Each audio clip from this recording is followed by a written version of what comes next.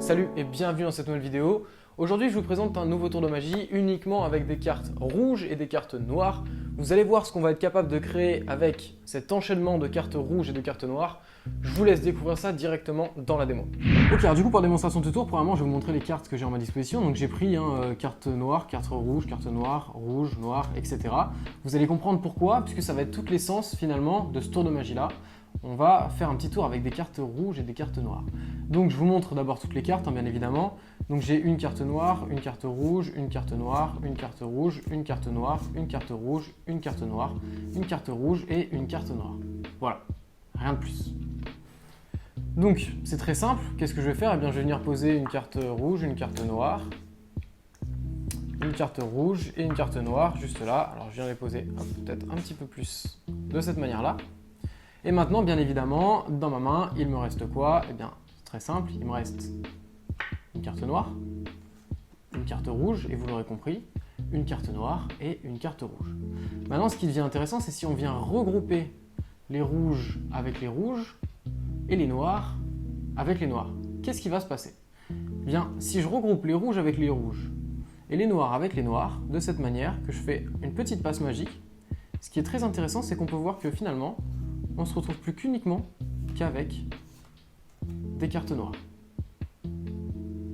Mais alors si j'ai plus que des cartes noires ici, quelles sont les cartes qui sont ici? Vous me direz, toutes les rouges sont passées là. Eh bien non. Parce que ici, je me retrouve avec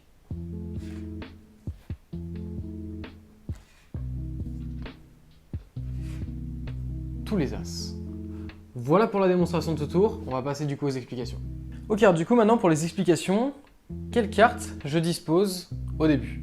Finalement les cartes que je vous ai montrées, eh bien c'était ces cartes-là. Ce que vous n'avez pas vu, c'était forcément les 4 as qui étaient derrière. Comment j'ai fait maintenant pour vous montrer que j'avais uniquement des cartes rouges et des cartes noires? Eh bien j'ai utilisé un comptage qu'on appelle le comptage Hammam, c'est un comptage qui, toutes les techniques qui sont ici sont des techniques que j'ai expliquées dans la formation Magixpert, que je vais vous expliquer brièvement. Si vous voulez avoir plus en détail comment bien faire toutes ces techniques-là, eh vous avez la formation Magixpert où tout a été expliqué en détail. Donc, j'ai mes cartes ici. Ce qu'il faut faire, c'est qu'il faut prendre une carte noire ou une carte rouge, une carte noire, une carte rouge et une carte noire. Donc 5 cartes comme ça. Et ici, avoir les 4 as. Donc quand on prend les cartes, on essaye de prendre des cartes qui vont un peu, comme on va remontrer ces cartes-là plusieurs fois avec le comptage Hammam, il faut prendre des cartes qu'on ne retient pas. Donc prenez des cartes qui soient différentes. Voilà, le 7, le 8, le 10, le 4, le 4, voilà, ça passe très bien au niveau des yeux du spectateur. Donc une fois que je suis comme ça, j'explique au spectateur que finalement j'ai pris uniquement des cartes rouges et des cartes noires. Je vais pouvoir lui montrer une par une. Voilà, tu vois ici j'ai une carte noire, une carte rouge, une carte noire, une carte rouge. Bien évidemment, je ne vais pas au-delà parce qu'après j'ai mes as. Je vais dire voilà, je peux toutes te les montrer si tu veux. Donc comment on procède pour faire ce comptage? Vous allez voir que finalement c'est super simple. On va peler la première carte, la deuxième carte, la troisième, la quatrième. Et là, en fait, au niveau de la cinquième, si je pèle, je suis à l'as. Donc comment je fais pour peler cette carte-là en récupérant cette partie-là du jeu?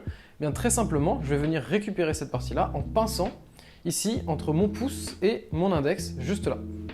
Donc je suis dans cette position. Et au moment de peler, finalement, je ne pèle pas, je viens pincer uniquement ici. Et je viens récupérer. Donc là, je tiens le jeu de cette manière, entre le pouce et le majeur. Je viens pincer entre mon pouce et mon index, juste ici, cette partie-là du jeu. Donc je vais la décaler brièvement. Et ensuite, je vais m'aider de mon pouce et de mon annulaire, juste là, pour récupérer l'autre partie du jeu, qui est finalement la partie que j'ai déjà passée. Hop là. Donc là, je viens de cacher mes 4 as. Et je vais pouvoir refaire défiler, eh bien, une carte rouge, une carte noire, une carte rouge et une carte noire. Je vous remontre, parce que là, on peut même le refaire plusieurs fois. C'est-à-dire que là, je suis encore dans la bonne position. Donc, je pèle 1, 2, 3, 4 normal. Et arrivé à ce niveau-là, je ne peux plus peler parce que j'ai mon as. Donc, qu'est-ce que je fais? Eh bien, je fais croire au spectateur que je pèle, sauf que je pivote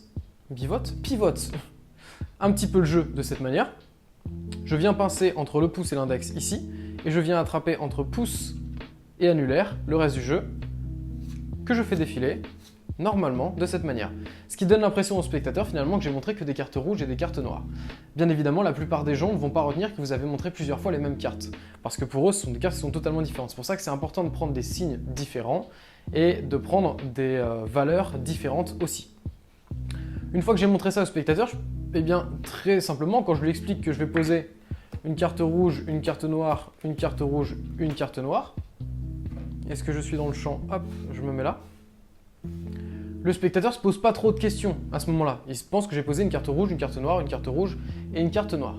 Maintenant, l'autre petite nuance, c'est que maintenant on va pouvoir montrer qu'ici on a une carte rouge, une carte noire, une carte rouge, une carte noire. Donc je vais tenir fermement mon jeu, bien l'égaliser, le courber un petit peu pour pouvoir sortir uniquement une carte, sinon il y a plusieurs cartes qui vont sortir. Je règle bien comme d'habitude les angles de vue. Je montre une carte noire, une carte rouge que j'attrape de cette manière-là. Et la dernière, si on la montre, eh bien on peut dévoiler ici qu'il y a une deuxième carte. Donc moi, ce que je vous conseille, c'est de tenir bien fermement le jeu et de faire glisser de cette manière-là avec votre pouce l'autre carte pour montrer carte noire, carte rouge, carte noire, carte rouge. À ce moment-là, vous allez pouvoir réunir les rouges avec les rouges et les noirs avec les rouges. Au moment où on réunit ces cartes-là, on peut montrer finalement des deux côtés qu'on a bien deux cartes ici et deux cartes ici, ce que le spectateur verra. Et là, finalement, on a une carte noire qui est juste là. Donc là, maintenant, on va passer sur un comptage Hemsley à 3 cartes. Normalement, le comptage Hemsley se fait à 2 cartes. Cette fois-ci, ça va être un comptage Hemsley à 3 cartes. Donc c'est une technique de manipulation qui paraît compliquée, mais qui, au final, avec un petit peu d'entraînement, est assez simple à faire. Donc il faut que vos cartes soient courbées dans le même sens. C'est assez important. Il faut que vos cartes soient pas trop abîmées non plus. Puisque en poussant une carte, on va en pousser plusieurs. Donc qu'est-ce que je fais à ce moment-là? Je prends mon pouce. Comme je vous ai expliqué tout à l'heure, je vais faire glisser uniquement une première carte et ensuite avec mon pouce et le reste du jeu, je vais pousser toutes les cartes. Donc là vous voyez, alors c'est difficile, c'est une technique qui est très difficile à faire lentement. Donc là si je le fais comme ça, hop, vous voyez, je pousse. Là en faisant ça, j'ai poussé le 10 ainsi que toutes les autres cartes qui sont ici, toutes mes cartes rouges. Ce qui va me permettre ensuite d'utiliser la même pince qu'on a utilisée tout à l'heure entre le pouce et l'index pour récupérer cette partie-là du jeu et remontrer le 4 et le 7. Je vous remontre. On était dans cette position-là. Je fais glisser mon 7. Au moment où je fais glisser mon 7, je vais faire glisser le 4, vous voyez, de cette manière-là, très rapidement, puisque là, on voit que c'est une triple carte, carrément. Mais c'est pas très grave, puisque le plus important, c'est que le spectateur voit uniquement du noir. Donc, cette carte-là, je viens la poser de cette manière. Ensuite, je viens attraper avec ma pince, pouce, index, la carte qui est là, et je viens poser, hop, et hop, uniquement ces cartes noires, que je vais pouvoir reposer sur la table et expliquer au spectateur, voilà, là tu as vu que des noirs. Maintenant, si ici j'ai que des noirs, eh bien quelles sont les cartes qui sont ici? Le spectateur va vous dire, bah les rouges sont passés ici, eh bien non. Hop, petit effet de surprise, c'est pas les rouges, c'est les as, et les as qu'on n'a pas vus depuis le début du jeu. Voilà pour cet effet, c'est un effet qui demande pas mal de technique, c'est vrai, mais il y en a certains qui m'ont demandé des tours de magie un petit peu plus compliqués. Vous avez des tours de magie plus compliqués. Certes, ils sont aussi un petit peu plus impressionnants, parce qu'un effet comme ça de révélation d'as, c'est quand même assez fou. Si vous voulez cette fois-ci des tours qui sont très faciles à faire, mais qui ont un impact aussi fort que celui-ci, voire même encore plus puissant, eh bien vous avez comme d'habitude un petit lien dans la description, vous avez juste à rentrer votre email et vous recevrez bien automatiquement 3 tours de magie qui sont professionnels, qui sont faciles et qui sont impressionnants à faire. Quant à moi, je vous dis à très bientôt pour un prochain tour de magie. Salut à tous!